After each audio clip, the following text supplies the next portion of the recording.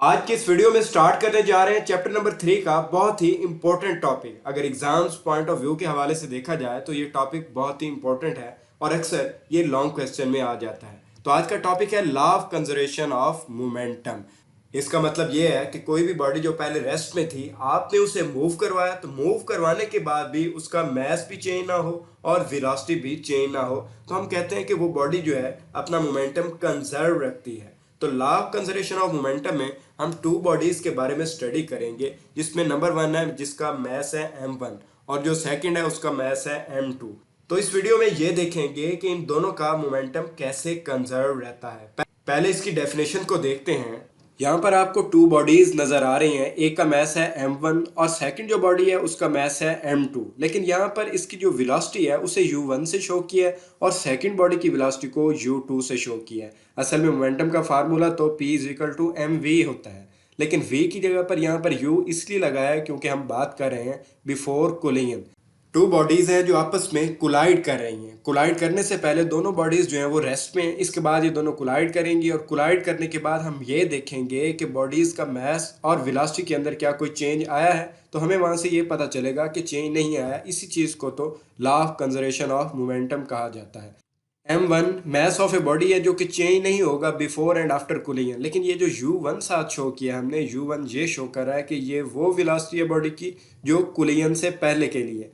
Velocity के लिए हमेशा सिंबल v ही यूज किया जाता है, लेकिन यहाँ पर हमने डिफरेंस करना था बिफोर एंड आफ्टर कोलिजन। इसलिए जब दोनों बॉडीज रेस्ट में है, अभी ये कोलाइड नहीं हुई, आपस में नहीं टकराई, इसकी वेलोसिटी को u1 से शो किया है। इसी तरह जो सेकंड बॉडी है उसका मास m2 है और उसकी वेलोसिटी u2 से शो किया है। और जो मोमेंटम की डेफिनेशन है वो है product of mass and velocity is known as momentum. और मोमेंटम का सिंबल है p और इसका फार्मूला होता है mv। और यहाँ पर मैंने बताया है कि यहाँ पर u1 इसलिए लिया है कि हमने डिफरेंस करना है जो टू बॉडीज आपस में कोलाइड कर रही हैं बिफोर एंड आफ्टर कोलिजन, उसमें डिफरेंस करने के लिए। अब हम ये देखेंगे कि ये दोनों बॉडीज आपस में कोलाइड कर रही हैं। कोलिजन के बाद ये दोनों बॉडीज फिर से रेस्ट में आ जाती हैं, लेकिन यहाँ पर इसका जो मोमेंटम होगा उसे हम m1v1 जो बॉडी 1 है उसके लिए यूज करेंगे और जो सेकंड बॉडी है इसका जो मोमेंटम होगा वो होगा m2v2। ये v और u हमने इसलिए रिप्लेस किया है ताकि हमें ये पता चल सके कि ये आफ्टर कोलिजन की बात हो रही है। v1 यहाँ पर velocity of a body after collision को शो कर रहा है और बॉडी का जो मास है वो सेम रहेगा। जस्ट वेलोसिटी का हमने सिंबल चेंज किया और वो इसलिए किया ताकि पता चल सके कि बिफोर एंड आफ्टर कोलिजन कौन सी है। इसकी डेफिनेशन को देखा जाए, law of conservation of momentum को डिफाइन किया जाए तो इसकी डेफिनेशन होगी the momentum of an isolated system of two or more than two interacting bodies remain constant.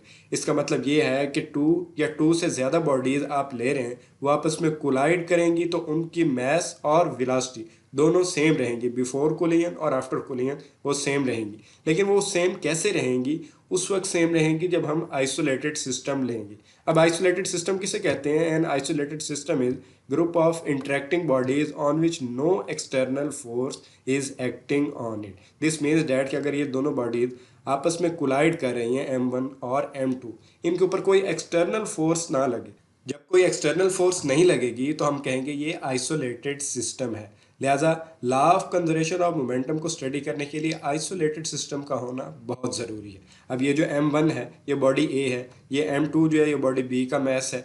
u1 ये शो कर रहा है कि ये वेलोसिटी है बिफोर कोलिजन और u2 जो है ये शो कर रहा है ये जो सेकंड बॉडी है जिसका मास m2 है ये इसकी वेलोसिटी है। अब हमने इसमें ये देखना है कि आफ्टर कोलिजन क्या हो जाएगा। ये वेलोसिटी v1 हो जाएगी और इसकी वेलोसिटी v2, क्योंकि मोमेंटम का फार्मूला होता है mv, product of mass and velocity.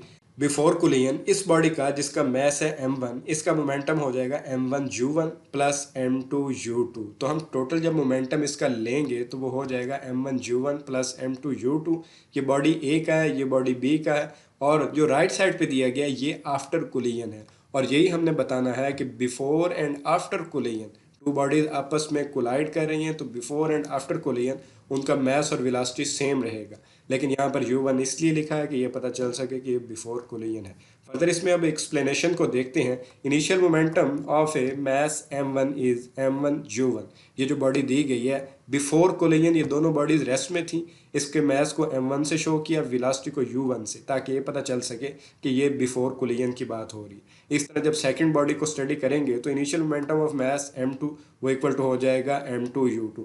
अब टोटल जब हम इसका मोमेंटम लेंगे तो इन दोनों को ऐड कर देंगे, जो होगा m1 u1 plus m2 u2। इन दोनों बॉडीज का मोमेंटम ऐड कर देंगे। अब ये देखते हैं कि आफ्टर कोलिजन की वैल्यू क्या आती है। आफ्टर कोलिजन में भी इसी तरह हम देखेंगे final momentum of mass m1 will be equal to m1 v1, क्योंकि मोमेंटम का फार्मूला होता है product of mass and velocity. यहाँ पर हम बॉडी ए की बात करें जिसका मास है m1, तो वेलोसिटी होगी v1। इस तरह जब सेकंड बॉडी लेंगे उसका फाइनल जो मोमेंटम होगा वो होगा इक्वल टू m2 v2। इन दोनों को जब ऐड कर देंगे तो फाइनल जो हमारे पास मोमेंटम आएगा, total final momentum of system after collision. यहाँ पर हम आफ्टर कोलिजन ले रहे हैं और ऊपर वाला जो हमने फाइंड किया था वो था बिफोर कोलिजन। इन दोनों को जब ऐड करेंगे तो वो इक्वल टू होगा m1 v1 plus m2 v2।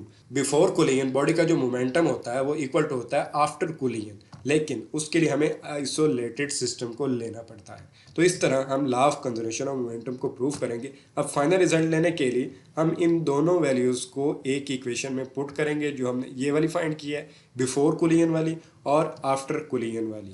According to law of conservation of momentum, total initial momentum of a system before collision is equal to total final momentum of the system after collision। तो before collision जो हमारे पास आया था वो था m1 u1 plus m2 u2, और after collision ये आया था m1 v1 plus m2 v2। तो ये हमने law of conservation of momentum को यहाँ पर प्रूव कर दिया। फर्दर इसमें एक्सप्लेनेशन है, this is the total linear momentum of an isolated system. जब भी आप इसकी बात करेंगे law of conservation of momentum की, तो वहाँ पर वर्ड आइसोलेटेड सिस्टम ज़रूर लिखना है। आइसोलेटेड सिस्टम के बगैर ये स्टेटमेंट इनकम्प्लीट होगी। Of an isolated system before and after collision remain the same, which is the law of conservation of momentum. Next इसमें एप्लीकेशन है law of conservation of momentum. Bullet और gun की example है, जिसमें अगर देखा जाए तो बिफोर फायरिंग बुलेट भी और गन भी दोनों रेस्ट में होती हैं, लेकिन जैसे उसे फायर किया जाता है तो दोनों की मोशन होती है और उसकी वजह से उनकी वेलोसिटी चेंज होती है। अब हमने ये देखना है कि law of conservation of momentum bullet और गन पर कैसे अप्लाई होती है। Consider a system of gun and bullet before firing both gun and bullet are at rest, so total momentum is zero. इस एप्लीकेशन में भी ये देखेंगे कि गन और बुलेट बिफोर फायरिंग दोनों रेस्ट में है। जैसे आपने गन को फायर किया तो गन बैकवर्ड मूव करेगी, ज़रा पीछे की तरफ मूव करेगी, और बुलेट उसमें से शूट आउट होगी और वो आगे की तरफ मूव करेगी। आगे की तरफ मूव करने के बाद ये देखेंगे कि जो मोमेंटम था बिफोर फायरिंग और आफ्टर फायरिंग वो क्या है। यहाँ पर law of conservation of momentum को अप्लाई करेंगे और वैल्यूज़ को फाइंड करेंगे। बिफोर फायरिंग अगर देखा जाए तो जो मैस ऑफ गन होगा उसे कैपिटल M से शो करेंगे, और जो स्मॉल m है वो शो करेगा मैस ऑफ बुलेट को। इस बिफोर फायरिंग बुलेट और गन दोनों रेस्ट में थी, जिसकी वजह से हमने कहा कि इनका मोमेंटम जो है वो ज़ीरो होगा बिफोर फायरिंग, क्योंकि ये दोनों उस वक्त रेस्ट में है। जैसे ही गन से फायर किया जाएगा तो इस वक्त इसका मैस भी चेंज हो जाएगा और वेलोसिटी भी चेंज हो जाएगी।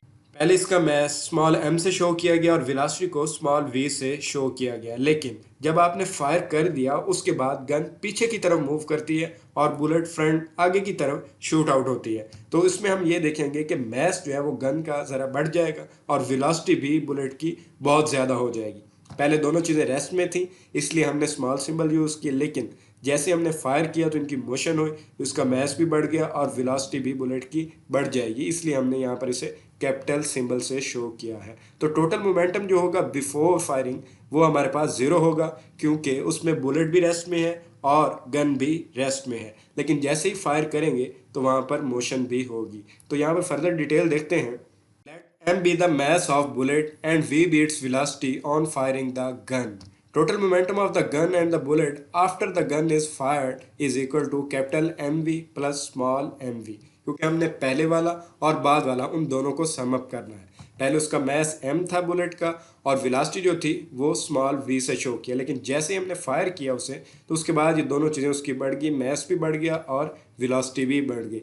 Law of conservation of momentum की वजह से टोटल जो मोमेंटम होगा before the gun is fired and the total momentum after the gun is fired is equal to total momentum after the gun is fired. तो ये दोनों momentum जो होंगे before firing and after firing वो equal लेंगे, इनकी values लिखेंगे। तो अगर बिफोर फायरिंग देखा जाए तो बुलेट भी रेस्ट में है और गन भी रेस्ट में है, अभी फायर नहीं किया। लेकिन जो राइट साइड पे मोमेंटम शो कर रहा है वो ऑन फायरिंग कर रहा है। उसमें ये बताया गया है कि ये जो स्मॉल एम है और ये जो स्मॉल वी है, ये एम जो है मैस ऑफ गन है और वी वेलोसिटी ऑफ बुलेट है। लेकिन इसके अंदर जो चेंज आया है, जैसे ही आपने उसे फायर किया तो उसका मैस बढ़ गया और वेलोसिटी भी बढ़ गई, उसे कैपिटल एम से शो किया।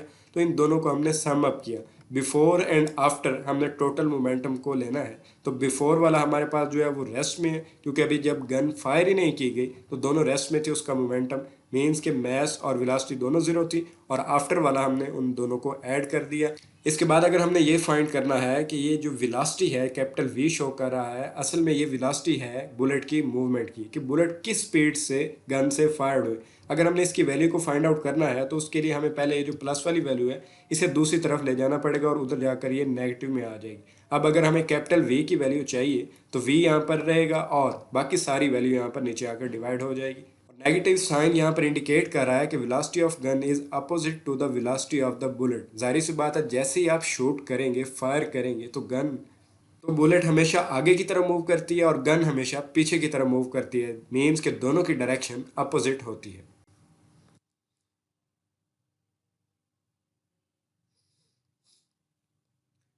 अगर आज के टॉपिक में आपका कोई भी क्वेश्चन हो तो उसके बारे में कमेंट सेक्शन में ज़रूर लिखें।